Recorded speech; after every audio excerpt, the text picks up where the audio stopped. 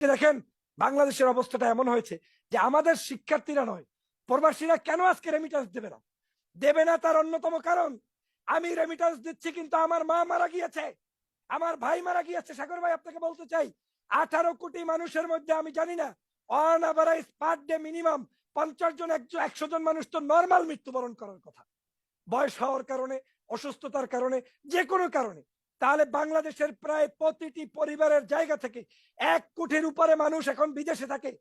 18 কোটি মানুষের মধ্যে থেকে যদি 1 কোটির উপরে বিদেশে থাকে, তাহলে আপনি একটু চিন্তা করে দেখেন যে বাংলাদেশের এই মুহূর্তে প্রত্যেক ঘরে ঘরে না হলেও একটা দুইটা ঘর পরে পরে একজন করে বিদেশি আছে। সেই বিদেশি জানে না তার বাবা মারা গিয়েছে, সেই বিদেশি জানে না তার মা মারা গিয়েছে, সেই বিদেশি জানে না অসুস্থ হয়েছে, কবর দিয়েছে না কি দিয়েছে। তারপরেও আপনি দাবি করবেন ওই বিদেশি টাকা ইনকাম করে আপনার ওই টাকা দিয়ে বুলেট কিনবেন। আর আরাফাতের বক্তব্য অনুযায়ী আরো 50 বছর বুলেট করার মতো, গুলি করার মতো নাকি তাদের কাছে আমানত আছে, তাদের ব্যাংকে এগুলো জমা আছে। আর ওই বুলেট কেনার টাকা আমার প্রবাসীরা দেবেন। আপনি ভাবলেন কি করে? বাংলাদেশে সাগর ভাই এখন অধিকার লড়াইয়ের আন্দোলন চলছে না, এটাই মিসকনসেপ্ট আপনাদেরকে দেওয়া হচ্ছে, এটাই আওয়ামী লীগের এজেন্ডা। তারা জাতিকে এটাই বুঝাতে চায় আমরা উন্নয়ন করতে এসেছি, সহযোগিতা করো, যা আছে লুটে পুটে খাবো। এটা কোনো কথা নয়, কথা হচ্ছে সরকারের কথা হলো যে আন্দোলনকারীদের যে ডিমান্ড সেটা তো পূরণ হয়ে গেছে। এখন আন্দোলনকারীরা চলে আন্দোলনকারীরা যাবে। why not you accept it before? আপনি 250-500 মানুষ মেরেছেন, গিভ মি আনসার। আপনি সাগর ভাই যদি একজন মানুষকে হত্যা করেন, ডু ইউ থিঙ্ক দ্যাট আপনি জীবিত থাকার কোনো অধিকার রাখেন আইন আদালত অনুযায়ী? আপনি যদি সত্যিকার কিলিং মার্ডার হয়ে থাকেন, আপনি যদি করে থাকেন কাউকে, আপনাকে বিচারের কাঠগড়ায় আসতে হবে। ওবায়দুল কাদের এই আন্দোলন যেদিন জমেছে সেদিন নিজে বলেছে যারা যা কিছু করছে সময় মতো সবাইকে দেখিয়ে দেওয়া হবে। যখন তিনি ঘোষণা করেছেন তারপরেই আপনার কি বলে রোকেয়া বিশ্ববিদ্যালয়ে ছাইদ নিহত হয়েছে, পুলিশরা উস্কে দেওয়া হয়েছে, প্রশাসনকে উস্কে দেওয়া হয়েছে।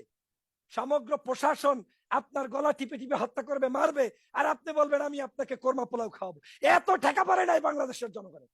আমি তো মনে করি বাংলাদেশের জনগণ এই রেমিটেন্স যদি বন্ধ করে শেখ হাসিনার জন্য মিছিল লাগবে না, কিচ্ছু লাগবে না। শুধু 3 মাস আপনার রেমিটেন্স বন্ধ থাকলে শেখ হাসিনা এমনি পাও ধরে ক্ষমা চেয়ে তারপরে ক্ষমতা ছাড়তে বাধ্য হন।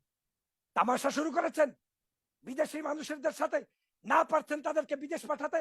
প্রত্যেকটা মানুষকে যখন বিদেশ যায় সবার থেকে জুলুম করে টাকা নিচ্ছেন। এই যে মালয়েশিয়াতে গত কয়েকদিন আগে মানুষ গিয়েছে, লক্ষ লক্ষ মানুষ যেতে পারে নাই, দান্দাবাজ গুলো এমপিরা মিলে সিন্ডিকেট করে তারপরে বাংলাদেশে টাকা ইনকাম করেছে। এবং যারা গিয়েছে তারাও 4.5 লাখ 5 লাখ টাকার নিচে কেউ যেতে পারে নাই। নিজের টাকা দিয়ে, গাছ বিক্রি করা টাকা দিয়ে বিদেশ যাবে, সেই বিদেশে বসে টাকা ইনকাম করবে, আর সেই টাকা শেখ হাসিনা গুলি করবে। আর আপনারা বলছেন নীতির কথা। কিসের নীতি? যেই দেশে কোনো আদর্শ নাই, যেই দেশে আমার উপরে গুলি করবে। So self protection, what do you mean by self protection? My self protection is that I have to avoid to pay amount or any money to send them. আমি তাকে 1 পয়সা দেব না, এটাই আমার সেলফ প্রোটেকশন। কারণ আপনি আমার পয়সা দিয়ে আমাকে গুলি করছেন। I have to protect myself. So প্রত্যেকটি বিদেশে অবস্থানরত নাগরিকদেরকে বলতে চাই, যদি সুনাগরিক হয়ে থাকেন, দেশের মানুষের মূল্যবোধ বুঝে থাকেন, তাহলে কেউ টাকা পাঠাবেন না, 1 পয়সাও না, বিকাশেও না। মানুষকে বলবেন, বাড়িতে বাবা মাকে ফোন দিয়ে বলবেন তোমার সন্তান 5 মাস চাকরি করে না, 5 মাস পর টাকা পাঠাবো। এইভাবে করে আহ্বান করে সমগ্র দেশের বিকাশেও পাঠাবেন না। ওই ইলিগাল আর লিগাল নাই, কোনো ওয়েতে পাঠাবেন না। কারণ আপনি টাকা পাঠাইলেই ওখান থেকে ইলিশ মাছ কিনে বাংলাদেশের মানুষ বসে বসে খাবে, আর দোকানপাটে বসে বসে কিনবে, আর কিনতে গিয়ে আপনার টাকা দিয়ে গুলি কিনে ব্যবসা বাণিজ্য করে তারা এই ধরনের অপকর্ম করবে। সাগর ভাই, আজকে যখন আমরা কথা বলছি সেই মুহূর্তে আপনি জানেন যে খুলনার মংলা বন্দর তুলে দেওয়া হয়েছে ভারতের কাছে। এটা বাংলাদেশের ইতিমধ্যে বিভিন্ন জায়গায় চৌর হয়েছে এবং পত্রপত্রিকা সহ বিএনপি সহ বিভিন্ন জায়গায় এসেছে। যদিও আমি এই মুহূর্তে সংক্ষিপ্তভাবে বলতে চাই যে যদি এই রকম হয় অবস্থা, যে দেশ একদিকে বিক্রি করছেন, একদিকে ট্রেন দিচ্ছেন, অন্যদিকে আমার দেশের নাগরিকদেরকে আপনি সংরক্ষণ করতে পারছেন না, নিরাপত্তা দিতে পারছেন না, এটা তো আপনার সাগর ভাই কোনোভাবে মেনে নেওয়া যায় না। আপনি বাংলাদেশে, আমি শুধু একটা নাহিদের ছবি দেখিয়েছি, তাতে আপনি কষ্ট পেয়েছেন, আপনারা এখানে যারা ছিলেন আমি দেখেছি আউয়াল ভাই সহ সবাই ব্যথিত হয়েছেন। শুধু একটা নাহিদের ছবিতে আপনার কাছে কষ্ট কি লাগে না? যেই বা বোন ভাইটি মাত্র 10 বছরের শিশুকে পর্যন্ত হত্যা করেছে। আমার কাছে এভিডেন্স আছে। নবম শ্রেণীর শিক্ষার্থী রাস্তায় গিয়েছে, পুলিশ তাকে গুলি করছে, শিক্ষার্থী বলছে আমি students, my class is class 9, don't shoot me please. এই কথা বলার পরেও তারা শুট করেছে। ও বলেছে আমি শুধু দেখতে এসেছি। কোথায় মানবতা? সাগর ভাই এগুলা যখন বলেন কষ্টে চৌচির হয়ে যায়। বাংলাদেশকেই তো এখন বিনির্মাণ করতে হবে সবার আগে। আপনাকে একটা সর্বশেষ ভিডিও দেখাই, যদিও এই জি। ভিডিওটা কোনো রক্তযুক্ত ভিডিও না, আপনার এখানে দেখালে কিচ্ছু হবে না। এই ভিডিওটা দেখেন, কিসের? আর্মি শুট করছে সরাসরি, দেখেন। না, এটা নিয়ে ইয়ে No, আছে, কি আছে? এটা বাংলাদেশেও ছড়িয়ে পড়েছে। কি আছে না আছে সেটা পরে। এখন তো আর্মি, এখন তো আন্দোলন চলছে না, আর্মি কাকে শুট? কাকে শো করবেন? এই যে এটা তো আজকের না, এটা তো এই যে বন্ধ হওয়ার পরে নতুন করে আসছে। আপনি আপনি এইভাবে করে এখন সমস্ত জায়গায় আপনি পাবেন, একটার পর একটা পাবেন। আপনি সময় টিভিতে দেখছেন শুধু গাড়ি পোড়ানো। আপনি তো এই আমার অঙ্গার গুলো দেখেন নাই, আমার মানুষগুলোকে গুলি করার শব্দগুলো তো আপনার কানে বেশি আসে নাই।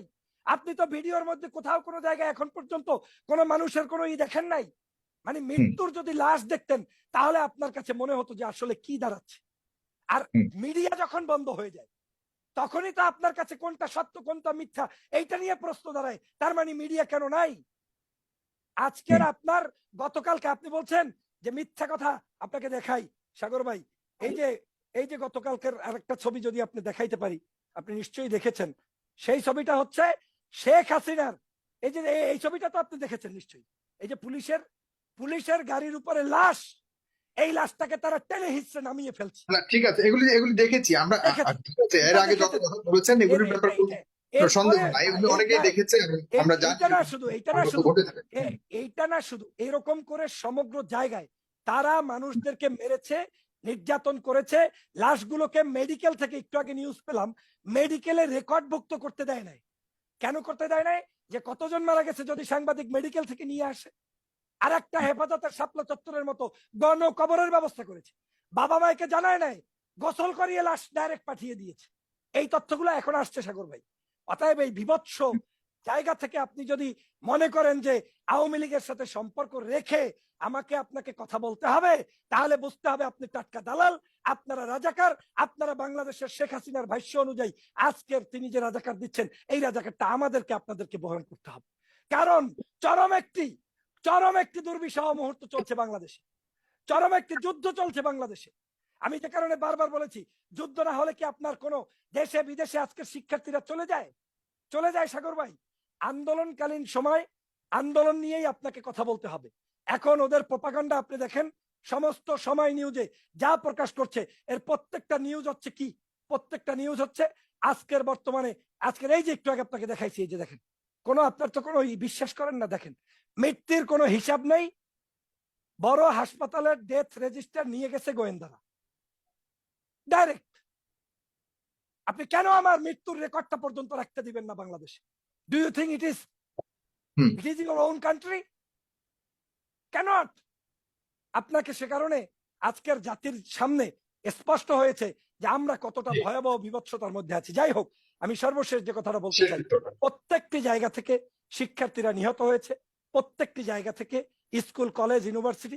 এখন যদি শেখ হাসিনার কাছে তার পরিবারের লাশগুলোর গুরুত্ব অনেক বেশি হয়, তাহলে বাংলাদেশের এই শ্রমিক, বাংলাদেশের এই খেটে খাওয়া মানুষের সন্তান, আজকের শিক্ষার্থীদের লাশের ভার কে নিবে, কে তার জবাব দিবে, সেটা আপনাদেরকে দিতে হবে। আর আপনারা যদি সেটা প্রকাশ করতে কুণ্ঠাবোধ করেন, তাহলে আপনাদের মতো মিডিয়াকেও জাতি শিক্ষা দিবে, কারণ আপনাদেরকে প্রকাশ করতেই হবে। আমি বিশ্বাস করি ফেস দ্য পিপল একটি সৎ, সাহসী একটি অর্গানাইজেশন নয় শুধুমাত্র, তারা মিডিয়ার উপক্ষে কাজ করছে, জনতার জন্য কাজ করছে। অন্তত পক্ষে আপনার মিডিয়ার মাধ্যমে ঠিক আছে, আমরা সবকিছু করি গুজব ছাড়া, এটা হলো আমাদের একমাত্রই, আমরা প্রকৃত খবরগুলিকে আমরা প্রচার করার চেষ্টা করি এবং সবচেয়ে বেশি আমরা চেষ্টা করেছি যে গত কদিন ধরে ঘটনাগুলিকে আমরা সার্বক্ষণিক মানুষের কাছে পৌঁছাতে। আমরা মনে হয় না যে আমাদের মতো করে আর কেউ এরকম চেষ্টা করে।